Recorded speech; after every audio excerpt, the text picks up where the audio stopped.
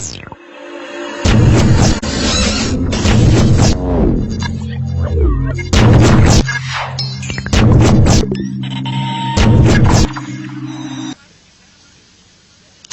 ಬಸವಣ್ಣವರು ಸ್ಪಷ್ಟವಾಗಿ ಹೇಳಿದರು, ಕಲ್ಲು ದೇವರು ದೇವರಲ್ಲ, ಮಣ್ಣು ದೇವರು ದೇವರಲ್ಲ. ಕೆಲವು ಮಂದಿ ಅದಾರ್ರಿ, ಮಣ್ಣಿನ ದೇವ್ರು ಯಾವ್ದ್ರಿ? ಸೊಂಡಿ ಗಣಪ. 4 ದಿವಸ 5 ದಿವಸ 6 ದಿವಸ ಇಡುದ್ರೆ ಮುಗಿದ ಮೇಲೆ ತಲಿ ತೆಡೆ ಮಾಡಿ ಹೊಳ್ಯಾಗ ಹೋಗಿ ಬ್ಯಾವಾಗ ಹೋಗಿ ಕೆರೆಯಾಗ ಹೋಗಿ ಒಗದು ಬರು. ಬಸವಣ್ಣವರು ಸ್ಪಷ್ಟ ಹೇಳಿದ್ರು, ಮಣ್ಣು ದೇವರು ದೇವರಲ್ಲ. ಇದಕ್ಕೊಂದು ಸುಳ್ಳು ಕಥೆ ಕಟ್ಟಿದ್ರಿ ಯಾರು? ಪುರೋಹಿತರು, ಪೂಜಾರಿಗಳು. ಆ ಸುಳ್ಳು ಕಥೆ ಕಟ್ಟಿ ನಿಮ್ಮ ತಲೆಯಾಗ ತುಂಬಿದ್ರು. ನೀವೇನು ಮಾಡೋದಿಲ್ಲ, ಮಾಡೋರು ಮಾಡ್ತಾರ. ಆ ಪಾರ್ವತಿ ಒಂದು ಊರಿಗೆ ಹೋಗಿದ್ಲಂತ್ರಿ. ಅಲ್ಲೇ ಕೈಲಾಸ ಅಲ್ಲಿ ಎಲ್ಲ ಸುಳ್ಳು. ನಾವು ನೀವು ಹೆಂಗೆ ಬದುಕಿವ ಹಂಗೆ ಬದುಕಿರೋ ಅವ್ರು ಒಂದು ಕಾಲದಲ್ಲಿ. ಒಂದು ಊರಿಗೆ ಹೋಗಿರ್ತಾಳ, ಅವ್ರ ಮನ್ಯಾಗ ಜಳಕ ಮಾಡ್ಬೇಕಂತ ತಿಳ್ಕೊಂಡು ಬಚ್ಚಲ ಮನೆಗೆ ಹೋಗ್ತಾಳ್ರಿ. ಬಚ್ಚಲ ಮನ್ಯಾಗ ಹೋಗಿ ಬಾಗ್ಲ ಮುಚ್ಕೊಳಕಂತ ಹೋಗ್ತಾಳ. ಆ ಬಚ್ಚಲ ಮನೆಗೆ ಬಾಗ್ಲೇ ಇದ್ದಿಲ್ಲ. ಅಲ್ಲೇ ಕೆಲಸ ಕೆಟ್ಟಿತು ಅಂತ ಅನ್ಲಾಕಿ. ಯಾಕ? ಆ ಪಾರ್ವತಿ ಗಂಡಗೊಂದು ಕೆಟ್ಟ ಚಾಳಿ ಇತ್ರಿ. ಗಂಡ ಯಾರು? ಅವಾಗ ಪರಮೇಶ್ವರ ಅಂತಾರ, ಶಿವ ಅಂತಾರ, ಇನ್ನೂ ಬಾಳದವ ಹೆಸರು. ಆಕಿ ಯಾವಾಗ ಮನ್ಯಾಗ ಒಳಗೆ ಬಚ್ಚಲಾಗಿ ಜಳಕ ಮಾಡ್ತಿರ್ತಾಳ ನೋಡ್ರಿ, ಆವಾಗ ಅವ ಒಳಗೆ ಹೋಗಿದ್ನಂತ್ರಿ ಶಿವ. ಮಂದಿ ಮನ್ಯಾಗ ಅವ ಇಲ್ಲಿ ಬಂದ ಅಂದ್ರ ಏನ್ ತಿಳ್ಕೊಂತಾರ? ಈ ಮನ್ಯಾಗ ಬಾಗಿಲಿದ್ದಿಲ್ಲ, ಬ್ಯಾಡ ತೆಗಿ ಅಂತ ತಿಳ್ಕೊಂಡು ಹೊರಗೆ ಬಂದು ಬಿಟ್ಲ್ರಿ. ಹೊರಗೆ ಬಂದು ಒಂದು ಪ್ಲಾನ್ ಮಾಡಿದ್ಲ್ರಿ. ಬರ ಮೈಯಾಗಿಂದೊಂದು ಪುಟ್ಟಿ ಮಣ್ಣು ತೆಗದ್ಲಂತ್ರಿ.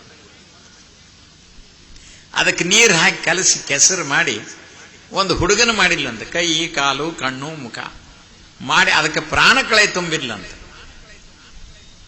ಆ ಹುಡುಗನ ಮಾಡಿ ಅಲ್ಲಿ ಒಂದು ಕಟ್ಟಿ ಮೇಲೆ ಕುಂಡ್ರಿಸಿ, ನೋಡು ನಿಮ್ಮ ಅಪ್ಪ ಬರ್ತಾನ ಒಳಗ, ನಾ ಜಳಕಕ್ಕೆ ಹೋಗ್ತನು, ಅವನು ಒಳಗೆ ಬಿಡಬೇಡ ಅಂತ ಹೇಳಿ ಆ ಹುಡುಗ ಹೇಳಿ ಒಳಗೆ ಜಳಕಕ್ಕೆ ಹೋದ್ಲಿ.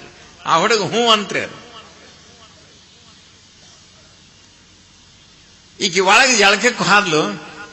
ಅವ ಮಂಡ ಚರ್ಮ ಒಟ್ಕೊಂಡು ಕೈಯಾಗ ತಿರ್ಸೂಲ್ ಹಿಡ್ಕೊಂಡು ಬಂದ ಬಿಟ್ಟನ್ರಿ. ಅವ ಯಾವ?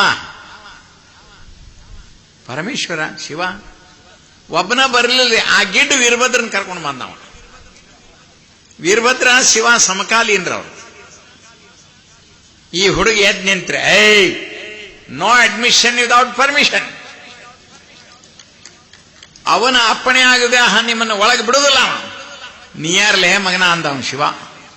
ನಾ ಪಾರ್ವತಿ ಮಗ. ನನಗ್ ಗುರ್ತಿರ್ಲ, ನೀ ಹೆಂಗ್ ಗುಟ್ಟಿದ್ಯೋ ಬೋಳಿ ಮಗನ ಅಂದ.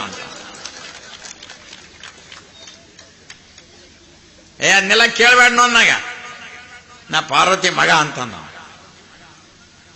ಅವನು ಶಿವನಿಗೆ ಪರಮೇಶ್ವರನಿಗೆ ಸಿಟ್ಟ ಬಂತ್ರಿ.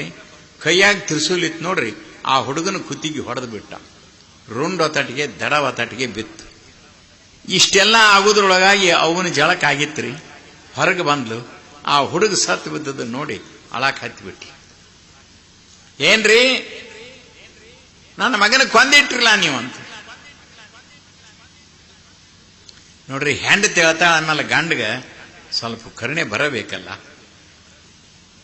ಆಕೆ ಅಳುವುದನ್ನು ನೋಡಿ ಆ ಪರಮೇಶ್ವರ ಏನು ಮಾಡಿದಲೇ, ವೀರಭದ್ರ ಬಾರ್ಲೇ ಇಲ್ಲ, ಉತ್ತರ ದಿಕ್ಕಿಗೆ ಹೋಗು, ಯಾವ್ದಾರೊಂದು ಪ್ರಾಣಿ ಇದ್ರೆ ಕುತ್ತಿಗೆ ಕೊಯ್ಕೊಂಡು ಬಾ ಅಂತಂದ. ಹೂನ್ರಿ ಅಪ್ಪ ಅಂತ ತಿಳ್ಕೊಂಡು ಆ ಗಿಡ್ಡ ವೀರಭದ್ರ ಕೈಯಾಗ ಖಡ್ಗ ತಗೊಂಡು ಹಾದ್ರಿ. ಅರಣ್ಯ ಮಧ್ಯದಲ್ಲಿ ಹಾದ. ಅಲ್ಲಿ ಒಂದು ಆನಿ ಮರಿ ಹಾಕಿತ್ತು. ಎರಡು ಮಲ್ಕೊಂಡಿದ್ದು ರೀ.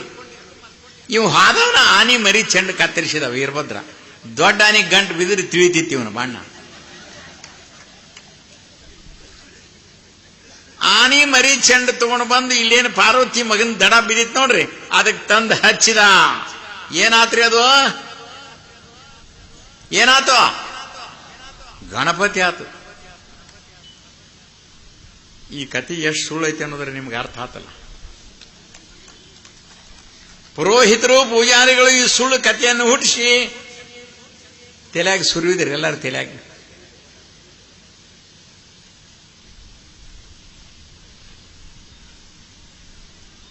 ಆ ಪಾರ್ವತಿ ಎಳಕ ಮಾಡಿ ಬಂದು ಆ ಹುಡುಗ ಸತ್ತು ಬಿದ್ದದ್ದನ್ನು ನೋಡಿ ಅಳಕ್ ಹತ್ತಿ ಬಿಟ್ಲ. ನನ್ನ ಮಗನ ಕೊಂದಿಟ್ರಿ ಅಲ್ರಿ ನೀವು ಅಂತ ಅಳಕ್ ಹತ್ತಿ ಬಿಟ್ಲು. ಏನಾಯ್ತು ಮುಂದೆ ಪ್ರಸಂಗ, ಆ ಶಿವನಿಗೆ ಕರುಣೆ ಬಂದು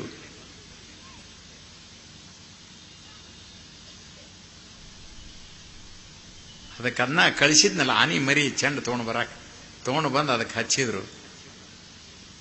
ಅಂದ್ರೆ ಇದನ್ನ ಯಾಕೆ ಹೇಳ್ತೀವ ಅಂತಂದ್ರ ಇವು ದೇವರಲ್ಲ ಅಂತ ಹೇಳಬೇಕಾಗ್ಯದ ನಿಮಗೆ. ಮಣ್ಣು ದೇವರು ದೇವರಲ್ಲ, ಬಸವಣ್ಣವರು ವಚನದಲ್ಲೇ ಹೇಳಿದ್ರಿ. ಇಂತಹ ಸುಳ್ಳು ಕಥೆಗಳನ್ನು ಕೂಡಿಕೊಂಡಿರ್ತಕ್ಕಂಥ ಈ ದೇವರಂತ ಹೆಂಗೆ ನಂಬೇಕು ನಾವು?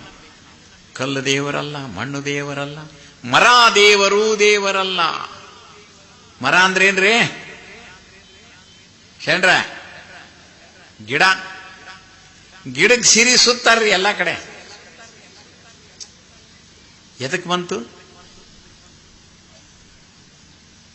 ನಿಮ್ಮ ಓಣ್ಯಾಗ ರೊಕ್ಕ ಕೊಟ್ಟು ಸೀರೆ ತಗೊಂಡು ಬರುವಷ್ಟು ಶಕ್ತಿ ಇರುವುದಿಲ್ಲ ಕೆಲವು ಜನ ತಾಯಿಗಳಿಗೆ.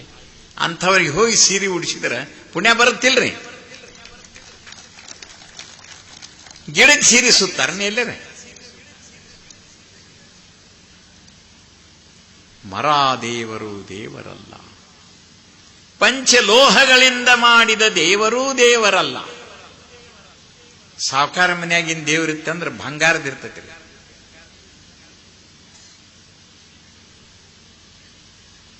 ಬಡವರಿದ್ರೆ ಅತ್ಯಂತ ಬಡವ್ರ ಬೆಳ್ಳಿ ತಾಮ್ರದಿರ್ತೈತಿ, ಹಿತ್ತಾಳಿರ್ತೈತಿ. ಇತ್ತೀಚೆಗೆ ಪ್ಲಾಸ್ಟಿಕ್ಕಿನ ದೇವರು ಬಂದವ.